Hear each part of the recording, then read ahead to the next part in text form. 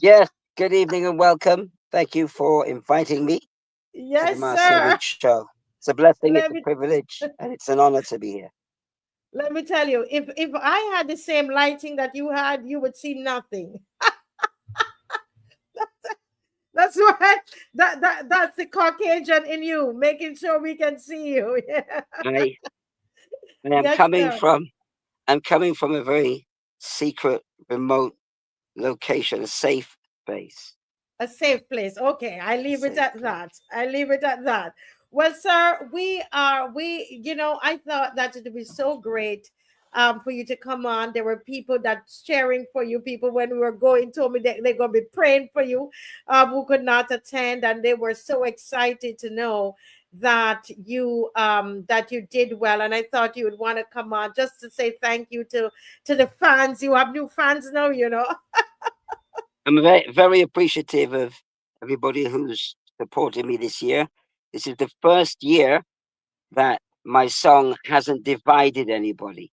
I write many songs, and there's usually a line drawn, whether it be moral, religious, social, football, even, or whatever the case may be, political. But this one hasn't suffered from a split of opinion. Mm. It just hasn't. It's been incredible, but that wasn't on my mind when the song was placed in my heart. I just did what came out of the overflow of my heart. And I mean that through observation and put it together and give God thanks for the grace, the melody, the timing, and the courage and strength because there are certain persons and entities that made it clear so far that they do not support what the announcer does by virtue of the beliefs that they hold on how the song came to be. Yes. So, but here we are. Yes, yes. Well, at when you came onto that stage, I don't know. I mean, I was in the audience. You could feel the electricity in the air. There was one man who got up and started dancing. He started moving as soon as they said the announcer. Well, from the time they said they announced and said that you were sponsored by freedom of speech. Correct. Correct. There was somebody who was up and was ready to go. Why did you choose freedom of speech as your sponsor? What do you mean by that? When you sing a song like I'm singing, there are people that have their interpretation of what I am doing. In fact, they have their own interpretation of who is doing it. Hmm. I've been in entertainment for 44 years. First stepped on the stage at age 10, was dancing before that with my big brother Joe, and did everything rap, reggae, dancehall. And obviously in 2004, as I explained before, excuse me, as part of the Walk Holy tent and the Experience that, yeah. no, the Walk Holy band and then the Band, Experience tent, which yeah. came in 2004. I wrote the song about theology. So I've been 21 years as the announcer. I've sung about everybody, every prime minister, alive and dead, every cultural official, Al Jilks, Ian Estwick, Carol Roberts. Carol Roberts was the first MC in 2005 when Sammy Jane and I qualified for the finals. 1 year after Lady Yes. Richard Lady Richard, the late great Lady Richard Yoland, created history in getting to the finals with Settle and Open Your Mouth. So when I was a rapper, I didn't do many party songs. I did predominantly social commentary songs, influenced by Boogie Down Productions, KRS One, Public Enemy, Chuck D, Run DMC before that, Grandmaster Flash with The Message. So it wasn't a long journey for me to take that into calypso. Mhm. The first calypso type song I did was a promo for Starcom Network in the survey, and Isn't that funny? my sobriquet was the Mighty Survey. And the late great Cal Scott, one of the best readers and programmers, Starcom Network and Rediffusion has been privileged to benefit from their talents. He was the MC in the promo, so I got an encore in the promo, Yeah. and we looped Promises beat. I think Prophecy was the song Promise Relief then with James, and we just looped the beat and did the promo. And Peter Boyce was in the foyer. I was coming into work, and he said, "Ronnie, you should really do a calypso, you know." I said, "No, that was just a survey."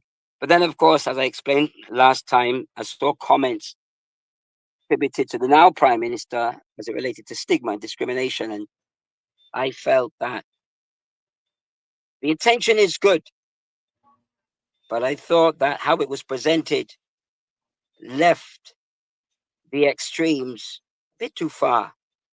So that's how I did that. So I, I've never been concerned about who may oppose me in life, in my profession, or as a calypsonian. And if Yes. Yes. and anybody who knows me knows, well, that's consistent. The man they love to hate, I think, sent that signal the clearest and the loudest in 2014. And when I was attacked lyrically as the rapper that I was able to attack back to the Yeah. point where people said that the minister should ban me for 3 years, and it appeared that every song I did after that, there was an issue, there was a Right. Right. problem, There's a problem. right? But so Ron, so the announcer, when with this kind of background where you said, it seems that every song it's controversial. It's just like me. They say, oh, you're so controversial. They say that about me. But as you're going on the stage, because I know you're not a controversial person. You're a person of conviction, like myself. You're Right. convicted about something and you do it. Now, as you were mounting the stage, right? What was going through your mind on judging night? Well, let's take it back to opening night, Yeah.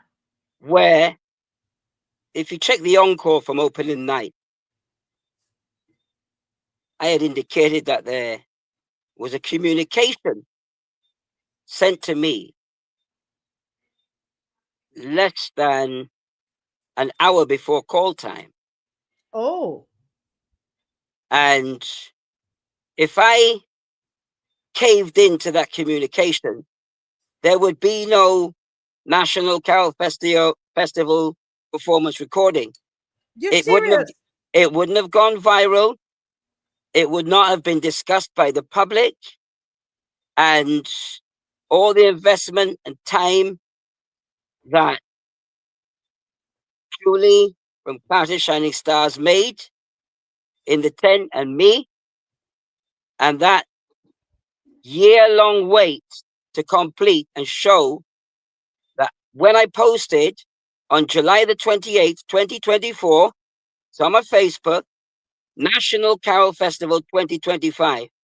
Everything I posted after that, as a calypsonian, nothing else, as a well entertainer, everything in the song you're going to find reflected in those posts, which is exactly what I did with Mia Loves D's, with PMs, which was last year's tribute to Errol Barrow, and of course the Calypso concerning Don Vallinis. So, as far as I'm concerned, and this is the fact, this is the truth, the song is the culmination of everything I posted and shared. And I'm consistent in that regard. Now, perhaps the impact of the song has thrown certain people off because the impact and the response has been overwhelming and tremendous. I've had to keep my cool. And that was not the only attention grabbing communique that I've had to contend with so far. But before you even go on, so you're telling me, I'm trying to put myself, you're some brave man. You're saying that less than an hour before you went to opening night to produce what we are now watching, that has gotten, I put it up on my page on my on Africa Bridge TV, and we've right now there's 16,000 views. It's Wow. been put up 2 weeks now, 16,000 views. You are saying that if you had listened or took heed to what was written to you less than an hour before you mounted the stage, Before I got to the you venue. before you got to the venue, you would not have produced that. You would not have sung it on opening night. Do you hear that? I want us, there's a lesson to be learned here, folks. There's a lesson to be learned here. I'm going to make a little plug, but it's not, those who know me know I'm really not trying to plug my book. But the title comes back to me, Ronnie. When we lose our fear, they lose their power. You did not allow that letter to cause you to be fearful. You went and you sung the song anyway.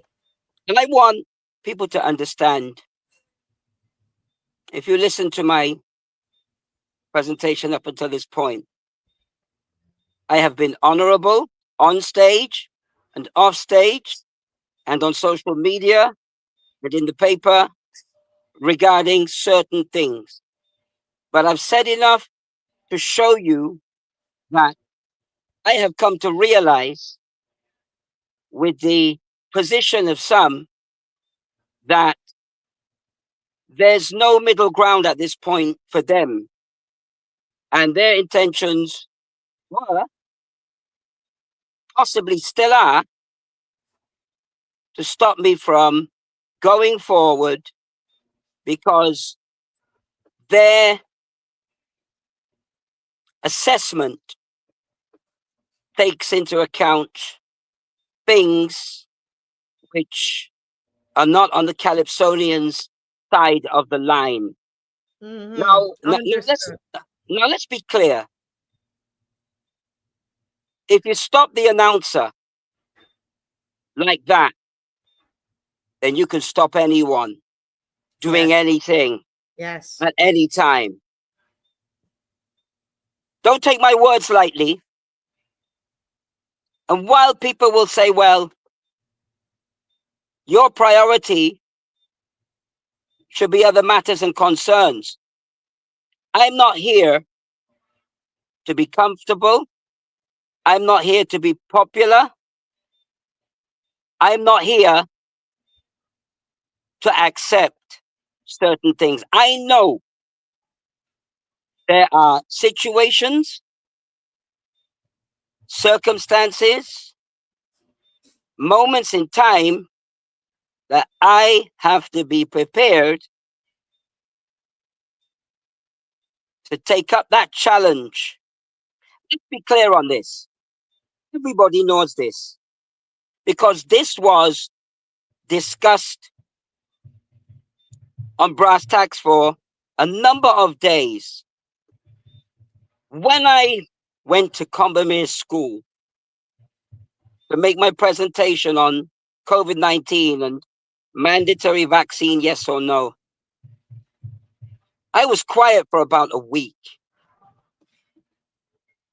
I was praying, listening for the right words, the right entry, the right point to use in that forum, because I knew up until that point there weren't many people, let's call it, with the reputation or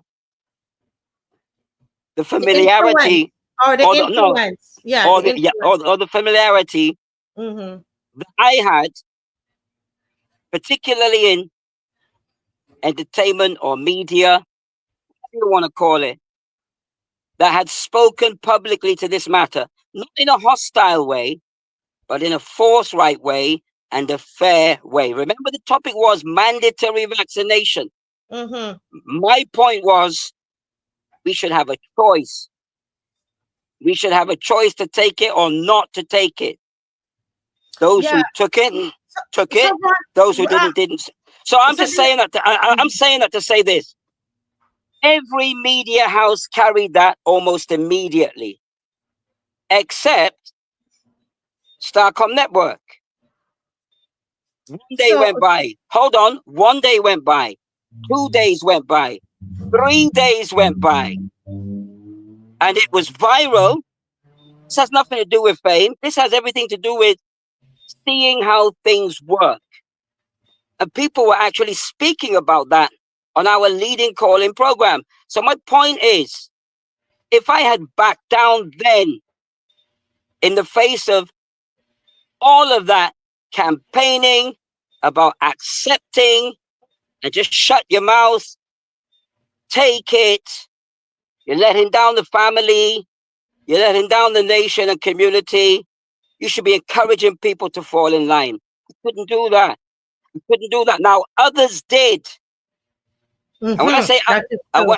when and when I say others, I mean generally, wherever they were, right? And I think we've come to see in the years past that the right decision was taken to allow freedom and conscience to operate. Now, last year, when the team from Barbados went overseas to speak to cybercrime and other matters, you remember that, right? Yes, I remembered. Were you part of the contingent? I I was preparing. I prepared. Right, right. Yeah. So, what is happening now, in a sense, was active, but it could only reach its conclusion when the song was created. Only when the song was performed, or there was an indication that the song was going to be performed, did the concerns of certain persons arise. And I had to be prepared for that. And I think the transparency is every time I step on that stage, Mm-hmm. with the sense that there are certain people against me, and I mean really against me, I say, Lord, from the crown of my head to the sole of my feet and every point in between, I ask that you empower me to continue this assignment. Line by line, verse by verse, night by night, and where I fall short, to sustain me. Yes. Because, Yes. because, because this is more than calypso. I'm not disputing the fact that at this point right now, is the most impactful social commentary of 2025. I don't need to make that up. I think we see that, right? Correct. Yeah. But how I handle that position right now is important, because every time I sing the song, other people will need to write 10,000 letters or be interviewed 10,000 times to stop the message from going forth. What I've shared and what's been laid upon my heart to share in this song has already gone around the world and come back. And people, especially Barbadians overseas, are asking, what is wrong that this song can be played at Caribbean Broadcasting Corporation? And I'm not discussing anything new, because this was in the Weekend Nation last week, that it can't play at Starcom Network. There's no elephant in the room here. Yeah. And yeah. This Yeah. Yeah. this business I am in But is Ronnie, about Ronnie, being I open. want to break you there a little bit, because you have said some profound things here. And I don't know anybody, I'm just being inspired by what you're saying, right? Um, Listen to what I asked the announcer, How did you feel? What was going through your mind as you were going on the stage on Monday night? He says to me, "Listen carefully, Marcia. It's beyond that. Think about opening night." When I would have gotten a letter about an hour, less than an hour before I left for the event, right? And if I had listened and I caved in, I would not have gone on that stage. Just the opening night for you to hear. You remember what you heard on? Yes, that same version. You would not have heard it. Think about that. I want you to think about the second thing he said concerning COVID. That while influencers were being paid to tell people to take the joke, regardless of what we think about it. Forget about who is for the vaccine or who. Just think about the courage that it would take an announcer. He is a radio announcer and he decides to go to a town hall meeting. And you heard what he said. He recognized who he was. He recognized the influence that he had. He recognized that there were people who would have been scared to come up to speak. He prayed about it. He spent days and prayed about it and went and spoke on behalf of those people who didn't want to take it and who wanted a choice. He did that, even though, look at what was happening. Majority of the announcers, what were they doing? The radio announcers, they were endorsing. And he went to a town hall to stand up to speak for people who might not be able to speak for themselves, regardless of what you think about the COVID. Those who he said, let it be a choice. Think about that. What did he have to gain? You might say, well, he can go and win a crown. He's doing this to win a crown. What did he have to gain at that time? And I don't want us to miss it. Don't miss it. These are messages that we are being told. Messages, important. And so he's telling us something, that what he's done here is bigger than Calypso. I'm repeating because I don't want us to miss it. Over to you, sir. Yeah, and judging night was preceded earlier by a very serious difference of opinion. And I was one of those persons in that exchange. Certainly, its link was the Calypso that I sing. So not only opening night was there cause for me to consider the views, regardless of the form in which it was communicated. It happened on Monday, but earlier, and again, and again. All it did was embolden me to get out there and ensure that I did my best to be in contention for the National Botanical Gardens. Because a song like this, let me give some strategy here as a Calypsonian. Adrian Clark can sing a new song at the finals. Adrian is brilliant. Mm-hmm. He has the opportunity to see what everybody's bringing, what they've done, and write, excuse me, a song accordingly that can help him defend and retain a crown. I'm not saying that Paradise Lost isn't one, but I know Adrian, and Paradise Lost, much like this melody in 2001, would complement a song like Judgment, or Mm-hmm. I Am a Bajan in 2008 will complement a song like Put That in Your Song. In a one song, Adrian has the potential to sing a song like Paradise Lost and win. Yes. Right? He's one of the few people that can do it. I think he's the only one right now that can sing a song like that in a one song and win. Similarly, I Web, Twisted, brilliant song, fantastic song. But that sounds like a song that would be paired with something else. that allows him to use the additional stagecraft and character that he has to bring it home. Stop the Light by Classic. Superb song. And I think he's going to spot the light on VOB and the announcer on finals night or judging night in the big show. And he should, because Mhm. it's Calypso. You think I'll Yes. get offended? You think I'll get offended by that?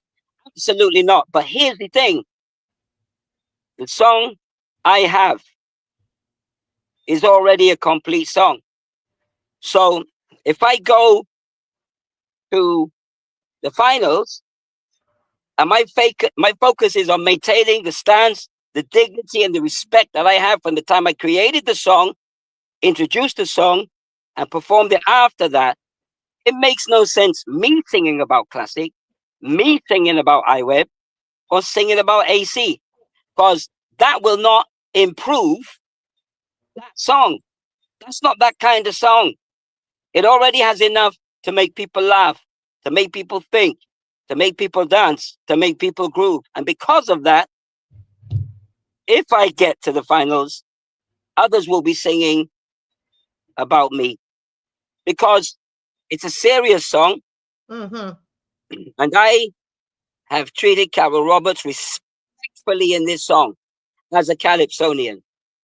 I can't treat her disrespectfully because I've never treated her disrespectfully in my private capacity as a father of Raphael, who went to school with her, Jordan, or who has known her as an entertainer, and for a brief period, a few years, in my professional role as a broadcaster, a manager, have assisted her every step of the way she has required. And her organization, when she's at the organization, and I am functioning as a broadcaster, a manager at Starcom Network, there is not a single incident in the 28 years that I have served at Rediffusion or Starcom Network documented from a business perspective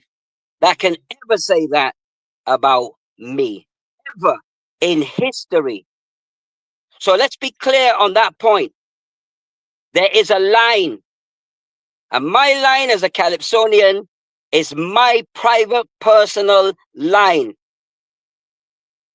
I Mm. can't be I can't be dictated to by anyone as to what I can say. As a well documented, exposed Calypsonian, where does that come from?